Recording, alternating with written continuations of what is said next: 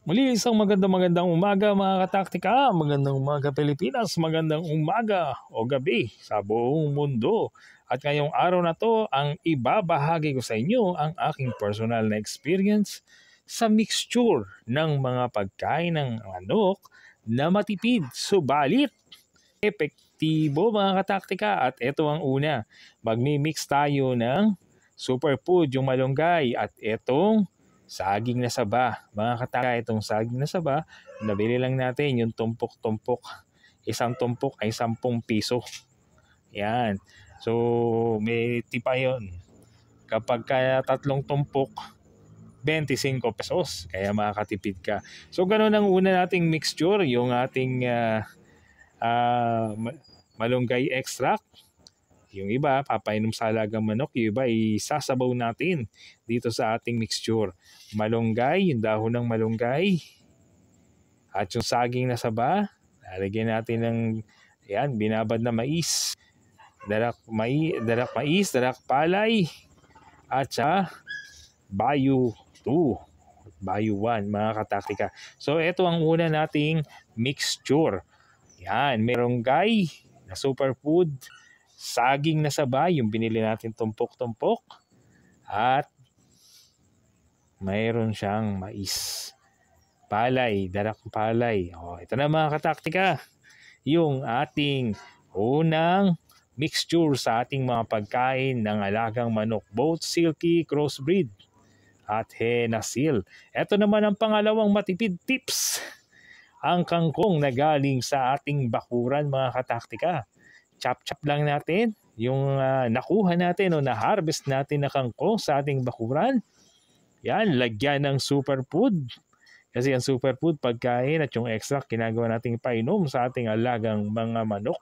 So yan ang pangalawang mixture natin. Kangkong na ginayat o chinap-chop at superfood at yung binabad na mais. Muli, lalagyan natin ng Bayu 1, Bayu 2 para sa mga sisiw at yan, darak mais, darak palay. Yan, hiwalay na natin mga kataktika. Merong para sa mga sisiw at para sa mga malalaking manok. So umpisa mga kataktika ay maninibago ang inyong mga alaga manok na introduce ang ganitong pagkain pero masasanay din sila.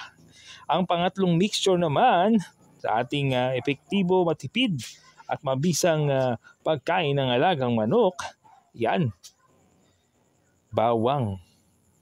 Yan, so dinikdik natin, hiniwa, talagyan ng tubig. So po, dadagdag natin yan sa painumin ng ating mga manok at maglalagay din tayo nung pinakasapal niyan sa ating pagkain ng alagang manok. So muli, maglalagay tayo ng kangkong mula sa ating bakuran mga kataktika.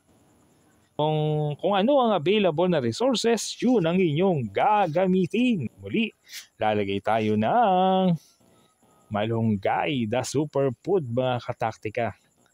At eto, lalagay tayo ng oregano.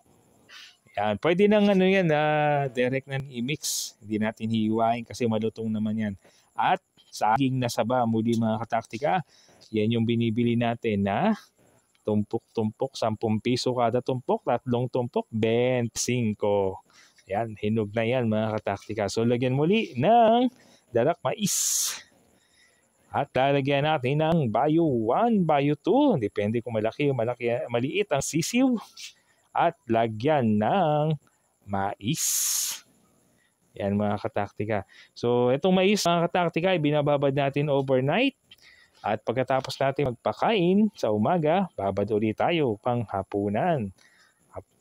Yan. So yan mga kataktika. At ang itutubig natin dyan, yung ating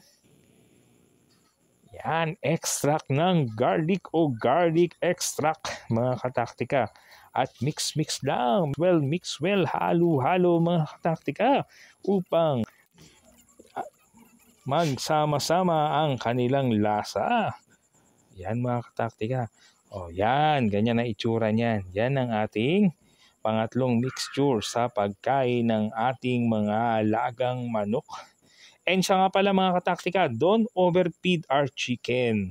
Sakto lang, abilis lang mga 2 kutsara yan bawat isa.